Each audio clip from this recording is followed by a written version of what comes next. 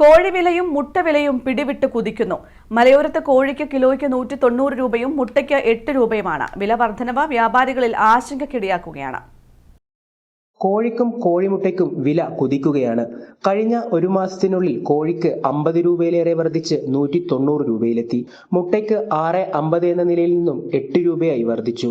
മണ്ഡലകാലമായതിനാൽ December മാസങ്ങളിൽ കോഴിയിറച്ചിക്ക് പൊതുവെ വില കുറയാറുള്ളതാണ്. എന്നാൽ പതിവിൽ നിന്നും വിപരീതമായി ഇക്കുറി വില വർദ്ധിച്ചു. കോഴിക്ക് വില കൂടിയതിനാൽ മലയോര മേഖലയിലെ കച്ചവടം ഗണ്യമായി കുറഞ്ഞു എന്നാണ് വ്യാപാരികൾ പറയുന്നത്. ദിവസവും വില കൂടിക്കൊണ്ടിരിക്കുന്നു, അത്രയേ ഉള്ളൂ. വേറൊരു നഷ്ടം.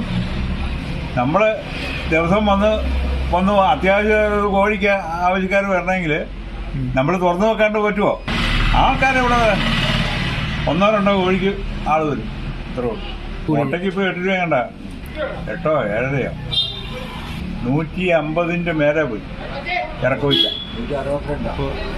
162 സമയമല്ല, ഫ്ലിപ്കാർട്ട് വരെയാ ഒരു 3-4 കൊല്ലത്തിനുള്ളിൽ.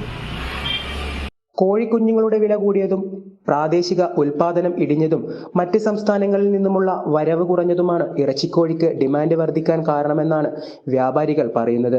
വരുന്ന ഫെബ്രുവരി മാർച്ച് മാസങ്ങളിൽ ഇനിയും വില വർദ്ധിക്കുമെന്നാണ് വിലയിരുത്തൽ. News bureau, Peravoor.